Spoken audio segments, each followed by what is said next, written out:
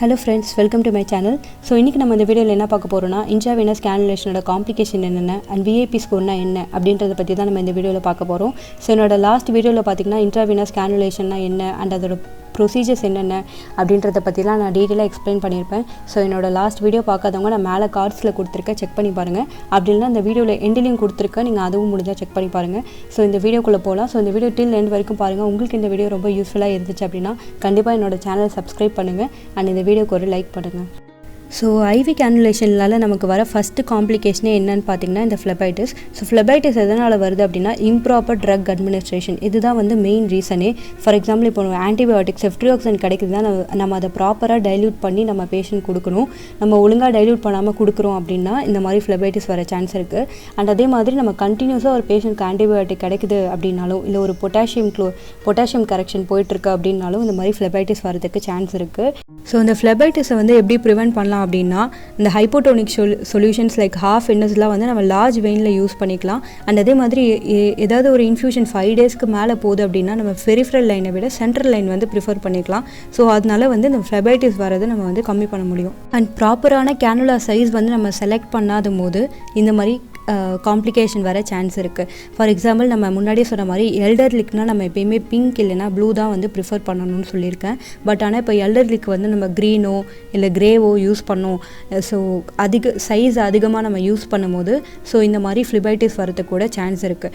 So phlebitis வந்து வந்தால் எப்படி இருக்கும் அப்படின்னு பார்த்தீங்கன்னா இந்த பிக்சரில் காட்டுற மாதிரி so it feels warm to touch. நம்ம அதை தொடும் போது ரொம்ப வார்மாக இருக்கும், அதுமாரி ரெட்னஸாக இருக்கும், ரொம்ப டெண்டர்னஸாக இருக்கும். நம்ம அந்த மாதிரி பேஷண்ட்க்கு வந்து பெயின் கம்ப்ளைண்ட் பண்ணுவாங்க. ஸோ அடுத்து பார்த்திங்கன்னா thrombophlebitis. இந்த thrombophlebitis எதனால் வருது அப்படின்னா நம்ம phlebitis ஃபஸ்ட்டு ஸ்டேஜில் இருக்கும் போது நம்ம அதை ஒழுங்காக கேர் பண்ணாமல் விட்டுட்டோம் அப்படின்னா அந்த thrombophlebitis வர சான்ஸ் இருக்குது. thrombophlebitisனால் அந்த வெயினில் பார்த்திங்கன்னா ரொம்ப அக்ளூஷன்ஸ் வந்து அதிகமாக இருக்கும், பிளட் கிளாட் வந்து அதிகமாகிடும். ஸோ அதுமாரி இதோட சிம்டம்ஸ்லாம் எப்படி இருக்குன்னு பார்த்தீங்கன்னா சேம் அதே மாதிரி ஹீட்டாகவும் டெண்டர்னஸ் அண்ட் ரெட்னஸாக இருக்கும். ஸோ அண்ட் இது கூட பார்த்திங்கன்னா வெயின் வந்து ரொம்ப ஹார்டாகவும் அண்ட் கார்ட் லைக் வெயின் இருக்கும். ஸோ அந்த பிக்சரில் பார்த்திங்கன்னா தெரியும் கார்ட் லைக் வெயின் எப்படி இருக்கும்ட்டு. ஸோ இது மாதிரி தான் இருக்கும். ஸோ இது எப்படி வந்து ட்ரீட் பண்ணணும் அப்படின்னு பார்த்தீங்கன்னா நம்ம ஃபஸ்ட்டு பண்ண வேண்டிய விஷயம் வந்து கேனுலா வந்து டிஸ்கண்டினியூ பண்ணிடணும். ஸோ டிஸ்கண்டினியூ பண்ணிவிட்டு ஏதாவது ஒரு thrombophlebitic ஆயின்மெண்ட் இல்லை ஐஜி ஏதாவது இருந்துச்சுன்னா நம்ம வந்து பேஷண்ட்டோட கையில் வந்து நல்லா அப்ளை பண்ணிடணும். அண்ட் அதுக்கப்புறம் ஃபிசிஷியன் கிட்ட இதை வந்து சொல்லணும், இந்த மாதிரி ஃபிசிஷியனுக்கு நோட்டிஃபை பண்ணணும் இந்தமாதிரி பேஷண்ட்க்கு thrombophlebitis காம்ப்ளிகேஷன்ஸ் இருக்குது அப்படின்றதையும். அதுக்கப்புறம் இது எப்படி நம்ம ப்ரிவென்ட் பண்ணலாம் அப்படின்னா நார்மலாக ஏதோ ஒரு அக்ளூஷன்ஸ் இருக்குது ஐவியில் அப்படின்னா நம்ம ஃப்ளஷ் கொடுத்துட்டு வந்து ட்ரக்ஸ் கொடுக்கலாம். பட் பேஷண்ட்டுக்கு வந்து இந்த மாதிரி கார்ட் லைக் வெயின் இருக்குது, ஹார்டாக இருக்குது வெயின் அப்படின்ற பட்சத்தில் நம்ம எப்பயுமே வந்து ஃப்ளஷ் பண்ணக்கூடாது. சப்போஸ் நம்ம ஃப்ளஷ் பண்ணோம் அப்படின்னா அந்த கிளாட் வந்து மூவ் ஆக ஆரம்பிக்கும். ஸோ மூவ் ஆகி இன்ஃபெக்ஷன் வரும். ஸோ மெயின் காம்ப்ளிகேஷன் வந்து பார்த்திங்கன்னா பல்மனரி எம்பாலிசம் வரதுக்கு கூட சான்ஸ் இருக்குது. ஸோ நெக்ஸ்ட்டு பார்த்திங்கன்னா இன்ஃபில்ட்ரேஷனும் one of the complications of IV cannulation. So infiltration எதனால் வருது அப்படின்னா இந்த கேனுலா வந்து கரெக்டாக இன்ட்ராவெனஸ் வெயின்குள்ளே இல்லாமல் வெயினுக்கு வெளில இருந்துச்சு, எக்ஸ்ட்ரா வாஸ்குலராக இருந்துச்சு அப்படின்னா இந்த இன்ஃபில்ட்ரேஷன் வர சான்ஸ் இருக்குது. ஏன் அப்படின்னா இப்போ இன்ட்ராவாஸ்குலராக இருக்கும்போது நம்ம ஏதோ ஒரு ஃப்ளூயிட்ஸ் கொடுத்தோன்னா அது வெசல்குள்ளே போய்டும். ஸோ எடிமேட்டஸ்லாம் இருக்காது. இதே எக்ஸ்ட்ரா வாஸ்குலராக இருக்கும்போது நம்ம ஃப்ளூயிட் கொடுத்தோன்னா அந்த ஃப்ளூயிட்ஸ் எல்லாமே அதே இடத்துல வந்து அக்குமுலேட் ஆகிடும். ஸோ அக்குமுலேட் ஆகும்போது தான் வந்து எடிமேட்டஸ் ஃபார்ம் ஆகும். ஸோ இதுதான் வந்து இன்ஃபில்ட்ரேஷன். ஸோ இன்ஃபில்ட்ரேஷனோட சிம்டம்ஸ் என்னென்ன எப்படி இருக்குன்னு பார்த்தீங்கன்னா எடிமா இருக்கும், அதுதான் ஃபஸ்ட்டு சிம்டம்ஸு. அதுக்கப்புறம் பேஷண்ட்க்கு பெயின் இருக்கும். அந்த மாதிரி அந்த சைட் வந்து நம்ம டச் பண்ணி பார்க்கும்போது ரொம்ப கூல்னஸாக இருக்கும். ஸோ இது எல்லாமே வந்து இன்ஃபில்ட்ரேஷனோட சிம்டம்ஸு. ஸோ இதை நம்ம எப்படி வந்து இதை ப்ரிவென்ட் பண்ணலாம் அப்படின்னா நம்ம எந்த ஒரு ட்ரக்ஸ் வந்து நம்ம கொடுத்தாலுமே அது கரெக்டாக வெயினில் தான் இருக்கான்றதை நம்ம கிராஸ் செக் பண்ணிவிட்டு அதுக்கப்புறமேட்டு தான் நம்ம கொடுக்குறோம். ஸோ அதுமாரி நம்ம ஒரு ஃப்ளஷ் வந்து லைட்டாக கொடுக்கும்போது உங்களுக்கு பல்ஜ் ஏதாவது இருந்துச்சு அப்படின்னா நம்ம வந்து அந்த ஐவியை வந்து டிஸ்கனெக்ட் பண்ணிடணும். ஏன்னா அது வந்து கேனுலா வந்து லைனுக்குள்ளே இல்லை, ஸோ வெளில இருக்குது. ஸோ அதனால் நம்ம அந்த ஐவியை வந்து டிஸ்கனெக்ட் பண்ணிடணும். ஸோ அதையும் மீறி நம்ம வந்து பல்ஜ் ஆனாலும் பரவாயில்ல ஆனால் போகுது ட்ரக் அப்படின்னு நினச்சிட்டு நம்ம கொடுத்தோம் அப்படின்னா கண்டிப்பாக அது வந்து இன்ஃபில்ட்ரேஷனில் தான் போய்ட்டு முடியும். ஸோ நெக்ஸ்ட்டு காம்ப்ளிகேஷன் பார்த்திங்கன்னா ஹெமட்டோமா. இந்த ஹெமட்டோமும் பார்த்திங்கன்னா வார்டில் வந்து ரொம்ப நாள் ஹாஸ்பிட்டலைஸ்டாக இருக்க பேஷண்ட்டோட கையிலலாம் பார்த்திங்கன்னா இந்த மாதிரி ப்ளூயிஷ் டிஸ்கலரேஷன் இருக்கும். ஸோ இது உண்மையிலே எதனால் வருது அப்படின்னு பார்த்திங்கன்னா ஃபஸ்ட்டு ரீசன் வந்து நிக்கிங் த வெயின். ஸோ அப்படின்னா ஒன்றும் இல்லை, இப்போ நம்ம ஒரு பிளட் சாம்பிள் நம்ம எடுக்கிறோம் அப்படின்னா நம்ம எப்போ காட்டன் ப்ளேஸ் பண்ணோம் அப்படின்னா அந்த நீடில் வெளில எடுத்ததுக்கு அப்புறமேட்டு தான் வந்து காட்டன் ப்ளேஸ் பண்ணி ப்ரெஷர் கொடுக்கணும். ஆனால் சில ஸ்டாஃப் நர்ஸ் என்ன பண்ணுவாங்க அப்படின்னா அந்த நீடில் உள்ளே இருக்கும் போதே நம்ம காட்டன் வந்து அப்படியே அந்த நீடில் மேலே வச்சு ப்ரெஸ் பண்ணுவாங்க. ஸோ இதனால் என்ன ஆகும்னா அந்த நீடில் வந்து அந்த சப்கியூட்டேனியஸ் டிஷ்யூஸ் எல்லாம் வந்து இன்ஜூர் பண்ணும். ஸோ இதனால் வந்து சப்கியூட்டேனியஸ் ஹெமாட்டோமா வரதுக்கு கூட சான்ஸ் இருக்குது. அது மாதிரி நம்ம ஐவி டிஸ்கண்டினியூ பண்ணும்போது அடிக்குவேட் ப்ரெஷர் நல்லா கொடுத்துட்டு அதுக்கப்புறமேட்டு அந்த ஐவி வந்து அப்படியே ரிமூவ் பண்ணணும். இதே அடிக்குவேட்டாக நம்ம ப்ரெஷர் கொடுக்காம நம்ம ஐவி டிஸ்கனெக்ட் பண்ணும்போது கூட இந்த மாதிரி ஹெமாட்டோமா வரதுக்கு சான்ஸ் இருக்குது. அண்ட் இன்னொரு ரீசன் என்னன்னு பார்த்தீங்கன்னா, இப்போ நம்ம ப்ராக்சிமலாக வந்து ஆல்ரெடி நம்ம வெயின் வந்து பஞ்சர் பண்ணியிருக்கோம் அண்ட் டிஸ்டலாக வந்து நம்ம கீழே வந்து ப்ரிக் பண்ண போகிறோம் அப்படின்னா நம்ம ப்ராக்சிமலாக பண்ண சைட்டு மேலேயே வந்து நம்ம டார்னிக்விட் டைட்டாக கட்டும் போது இந்த மாதிரி ஹெமாட்டோமா வர சான்ஸ் இருக்குது. ஸோ இதை எப்படி ப்ரிவென்ட் பண்ணலாம் அப்படின்னு பார்த்தீங்கன்னா, நம்ம டார்னிக்விட்டை வந்து எப்பயுமே வெயின் பஞ்சர் பண்ணுறது இடத்துக்கு முன்னாடி வந்து நம்ம டார்னிக்விட் வந்து அப்ளை பண்ணணும். அண்ட் நெக்ஸ்ட்டு பார்த்திங்கன்னா வந்து எல்டர்லியாக இருக்க பேஷண்ட்டுக்கு வந்து ஸ்மால் சைஸ் நீடில் வந்து யூஸ் பண்ணணும். ஃபார் எக்ஸாம்பிள் இப்போ 22 gauge ப்ளூ யூஸ் பண்ணலாம். அதுமாரி ஸ்மால் சைஸ் நீடில் தான் வந்து எல்டர்லி பேஷண்ட்க்கு யூஸ் பண்ணணும். ஸோ நெக்ஸ்ட்டு நம்ம பார்க்க போகிறது VIP score, visual infusion phlebitis score. So phlebitis score எதுக்கு அப்படின்னா, phlebitis வந்து எந்த ஸ்டேஜில் இருக்குது அப்படின்றத வந்து நம்ம அசஸ் பண்ணுறதுக்காக தான் அந்த phlebitis. ஏன்னா phlebitis தான் வந்து ஃபஸ்ட்டு காம்ப்ளிகேஷன். phlebitis-ஐ வந்து நம்ம தடுத்துட்டாலே அடுத்தடுத்த காம்ப்ளிகேஷனை வந்து நம்ம ப்ரிவென்ட் பண்ணலாம். ஸோ விஐபி ஸ்கோர் பார்த்திங்கன்னா டோட்டலாக 6 ஸ்கோர் இருக்குது, 0, 1, 2, 3, 4, 5. ஸோ 0ன்னு பார்த்திங்கன்னா பேஷண்ட்டோட ஐவி சைட் வந்து நார்மலாக இருக்குது, ஹெல்த்தியாக இருக்குது, எந்த ஒரு பல்ஜும் இல்லை. அந்த மாதிரி ஏதோ ஃப்ளஷ்ஷு இல்லை ஃப்ளூயிட்ஸ் ஏதோ கொடுக்குறோம், ஆன்டிபயோட்டிக்ஸ் கொடுக்குறோம் அப்படின்னா பேஷண்ட் எதுவும் பெயின் கம்ப்ளைண்ட் பண்ணல அப்படின்னா அப்போது நோ சைன் ஆஃப் phlebitis. நம்ம ஜஸ்ட்டு கேன்லாவை திரும்ப அப்சர்வ் பண்ணணும்.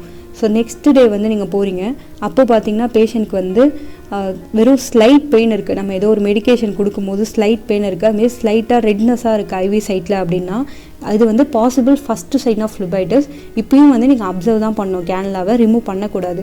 அண்ட் தேர்ட் டே நீங்கள் போகிறீங்க அப்படின்னா அந்த டைமில் பார்த்தீங்கன்னா பேஷண்ட்க்கு வந்து அந்த ஐவி சைட்டில் ஃபுல்லாக பெயின் இருக்கும். நம்ம ட்ரக்ஸ் கொடுத்தாலே வந்து ரொம்ப பெயின் கம்ப்ளைண்ட் பண்ணுவாங்க, எரித்மா இருக்கும், அதுமாரி ஸ்வெல்லிங் இருக்கும். ட்ரக்ஸ் கொடுக்கும்போது பார்த்தீங்கன்னா ஸ்வெல்லிங் இருக்கும். ஸோ இப்படி இருக்கும்போது இது வந்து early stage of phlebitis. So early stage of phlebitisலேயே நம்ம பண்ண வேண்டிய ஃபஸ்ட்டு முக்கியமான விஷயம் என்னன்னு பார்த்தீங்கன்னா ரீசைட் கேனுலா உடனே எடுத்துகிட்டு வேறு சைட்டில் மாற்றணும். ஸோ அப்படியே நம்ம விட்டுட்டோம் அப்படின்னா அடுத்தடுத்த காம்ப்ளிகேஷன்ஸ் எல்லாமே வந்து ப்ராக்ரஸ் ஆகும். ஸோ நெக்ஸ்ட்டு பார்த்தீங்கன்னா தேர்ட் ஸ்கோர் நம்ம எதுக்கு கொடுக்குறோம் அப்படின்னா, நம்மளோட கேனுலாவோட பாத் ஃபுல்லாகவே பெயின் இருக்கும், எரித்மா அண்ட் இன்டியூரேஷன்ஸ் இருக்கும்.